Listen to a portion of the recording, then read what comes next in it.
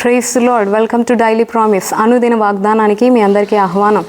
ఈరోజు దేవుని యొక్క వాక్యం మనం చూసినట్లయితే కీర్తనల గ్రంథం 145 అధ్యాయం 9వ వచనంలో ఒక చక్కని మాట ఈ విధంగా వ్రాయబడి ఉంది. ఏమని అంటే, యెహోవా అందరికీ ఉపకారి. నిజమే, మనం సేవిస్తున్న దేవుడు అందరికీ ఉపకారిగా ఉన్నాడండి. ఆయన అపకారి కాదు. ఆయన మన జీవితంలో ఒక మహోపకార్యమే చేశాడు కదా. మనం అపకారులుగా ఉన్నప్పటికీ, అపకారిగా ఉన్నప్పటికీ, మనం పాపులుగా ఉన్నప్పటికీ, నీచ కార్యాలు చేస్తూ, మోసాలు చేస్తూ, ఇతరుల ఎడల కూడా మనం ద్వేష భావాలతో నింపబడి ఉన్న ఒక చెడ్డవారుగా ఉన్నప్పటికీ, ఈ నశించిపోతున్న మనల్ని, పాపులమైన మనల్ని రక్షించే విషయంలో దేవుడు ఎలా ఉన్నాడు? ఉపకారిగా ఉన్నాడు. ఈ పాపి నశించిపోవడం ఇష్టం లేదు, ఈ పాపి రక్షింపబడాలి, ఈ పాపి నిత్య రాజ్యానికి చేరాలి అని నా జీవితంలో దేవుడు ఏం చేశాడు? ఒక గొప్ప ఉపకార్యం చేశాడు కదా.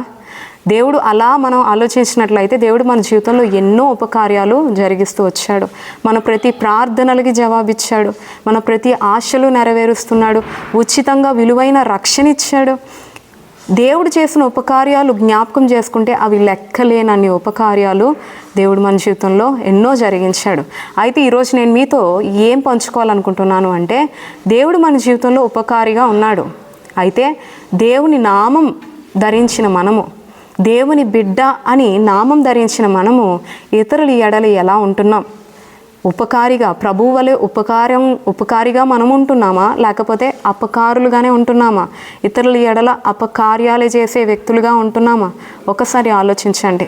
మీ జీవితంలో ఇంతవరకు దేవుని బిడ్డగా మీరు ఇతరులకి మేలు చేసే వ్యక్తులుగా ఉన్నారా, లేకపోతే కీడు చేసే వ్యక్తులుగా ఉన్నారా? అపకారిగా ఉన్నారా, ఉపకార్యాలు చేస్తున్నారా? ఇతరుల్ని ద్వేషిస్తున్నారా, లేకపోతే యేసయ్య వలె ప్రేమిస్తున్నారా? ఇతరుల్ని హింసిస్తున్నారా, లేకపోతే యేసయ్య వలె క్షమిస్తున్నారా?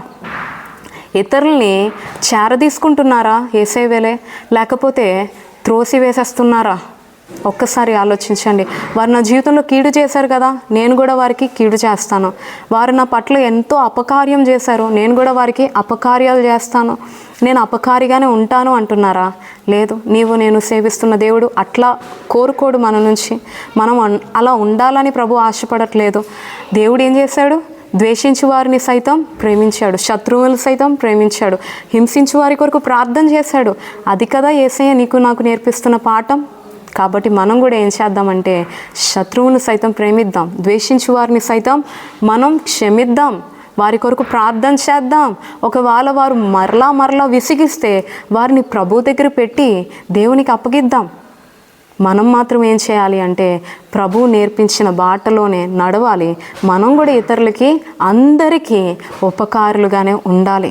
అదే ప్రభు మన నుంచి ఆశపడుతున్నాడు. కాబట్టి యెహోవా అందరికీ ఉపకారి. యెహోవా బిడ్డలమైన మనము కూడా అందరికీ ఉపకారులుగా ఉండాలనే ప్రభు ఆశపడుతున్నాడు. దేవుని ఆశ నెరవేర్చడానికి ప్రయత్నిద్దాం, దేవునికి ఇష్టంగా జీవిద్దాం. అటువంటి గొప్ప కృప ప్రభు మనకి ఎల్లప్పుడూ దయచేయునుగాక. ఆమేన్.